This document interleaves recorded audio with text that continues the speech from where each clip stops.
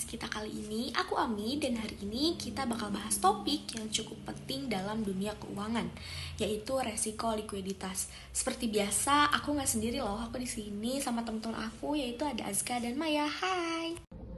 Halo Ami, halo semuanya. Senang bisa ikut diskusi lagi. Halo Ami, halo Aska. Semoga pembahasan kita kali ini bisa menambah pemahaman untuk teman-teman lainnya ya. Oke, langsung saja. Azka, sebenarnya apa sih yang dimaksud dengan resiko likuiditas?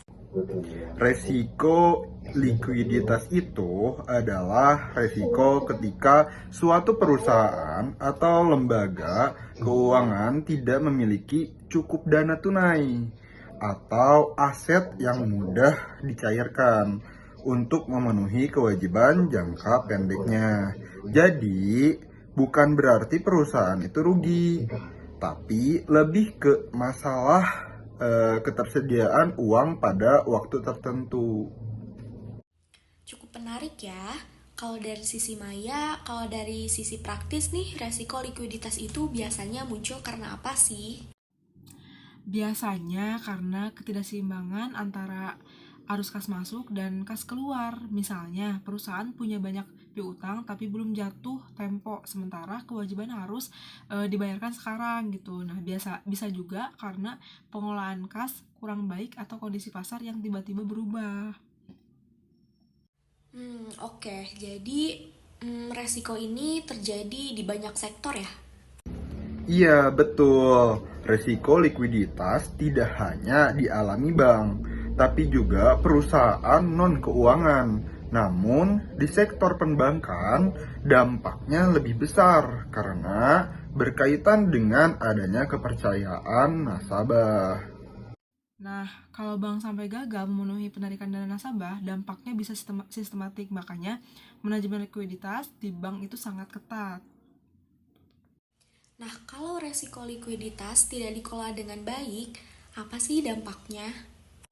Dampaknya bisa serius, mulai dari terhambatnya operasional, meningkatnya biaya pendanaan, sampai pada kondisi ekstrim seperti kebangkrutan.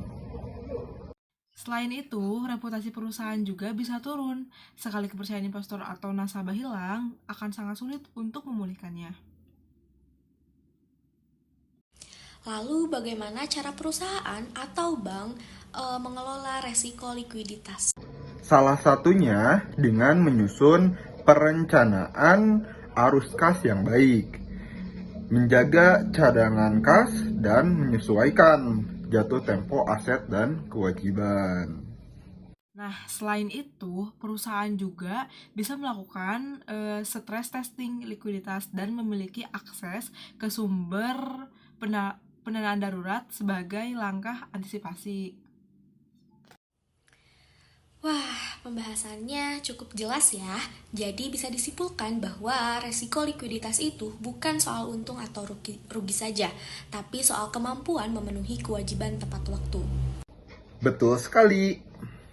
Nah, dan pengelolaan yang sangat baik penting untuk menjaga keberlangsungan perusahaan. Oke, terima kasih banyak kepada Azka dan Maya yang telah menyempatkan waktunya untuk berdiskusi kali ini. Semoga podcast ini bermanfaat bagi teman-teman semua. Sampai ketemu di episode berikutnya. Bye-bye.